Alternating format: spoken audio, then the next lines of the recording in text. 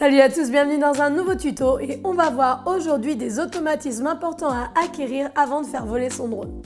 On y va. Alors déjà en numéro 1, avant toute chose, si vous voulez faire une utilisation commerciale ou promotionnelle de vos images faites avec votre drone, il va être nécessaire d'avoir votre brevet d'ULM, les assurances nécessaires, il va falloir que votre drone soit homologué et que vous ayez les autorisations nécessaires pour survoler certaines zones. La semaine prochaine, je vous mettrai en ligne une vidéo concernant la législation. Je vous conseille de regarder parce que c'est super utile. En numéro 2, faites attention que vos batteries et que votre radiocommande soient rechargées. Alors oui, ça a l'air évident, mais il arrive quelquefois d'oublier de les recharger et d'arriver en set et voilà, vous n'avez plus de batterie.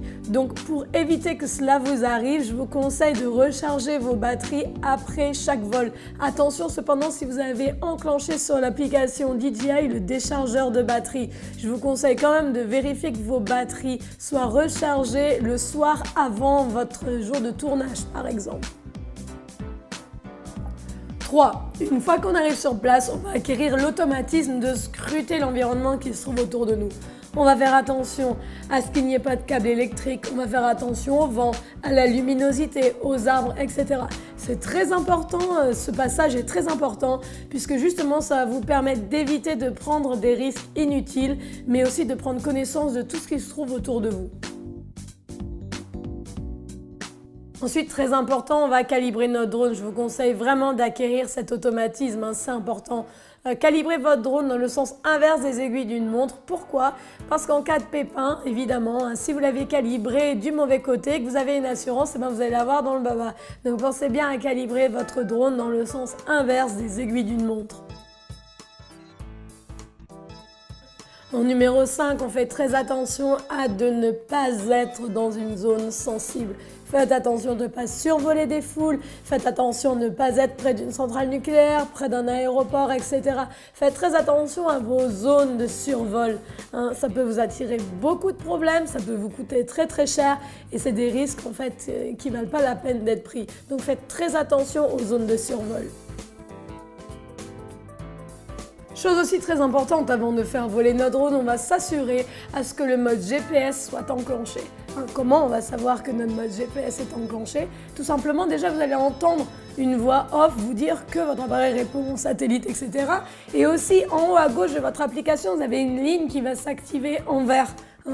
Pourquoi il est important d'attendre d'avoir le GPS activé? Tout simplement parce que si vous décollez comme ça rapidement, vous allez voler en mode AT et le mode AT ne répond pas au satellite et n'a pas de GPS, donc c'est-à-dire qu'à chaque coup de vent, votre drone il va dévier et c'est très difficile mais aussi très dangereux de voler sous ce mode. C'est conseillé d'utiliser le mode AT seulement quand vous êtes un professionnel et lorsqu'on est débutant, franchement le mode S, le mode AT, on n'en a vraiment pas besoin. Donc par exemple, si votre appareil ne répond pas au GPS, je vous conseille de bouger un petit peu, de vous déplacer et peut-être que vous allez mieux capter. Donc faites très attention à ce que votre mode GPS soit activé avant de faire voler votre drone.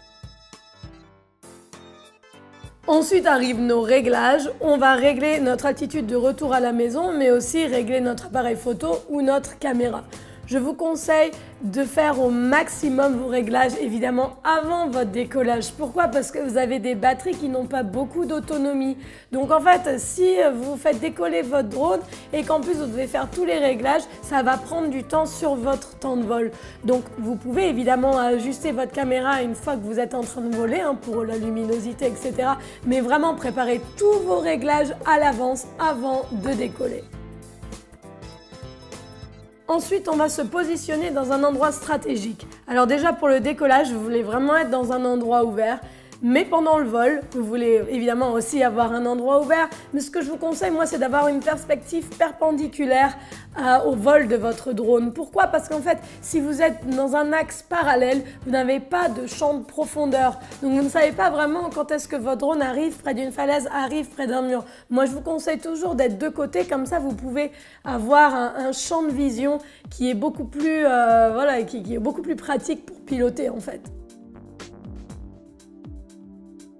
Juste avant de décoller, je vous conseille de faire un petit checking rapide du statut de l'appareil, batterie, GPS, température, IMU, etc. Vite avant de décoller, regardez, ça vous coûte rien, ça va vous prendre 30 secondes, mais au moins s'il y a un défaut quelconque, vous allez éviter un drame. Finalement, deux boutons très importants à avoir en tête, les boutons Return to Home et le bouton Pause qui sont à activer en cas de perte de visibilité ou en cas de problème quelconque. Pensez vraiment à appuyer si par exemple vous ne voyez plus votre drone pour mon Return to Home et ça peut vraiment vous sauver la mise, vous sauver un drone et peut-être éviter un gros problème. Voilà, c'est fini pour aujourd'hui. Merci de votre attention. Vous êtes de plus en plus nombreux à me suivre. Ça me fait super plaisir. Si vous ne vous êtes pas encore abonné, allez-y. Visitez mon Facebook, mon Instagram, etc. Et moi, je vous dis à la semaine prochaine pour un nouveau tuto. Ciao!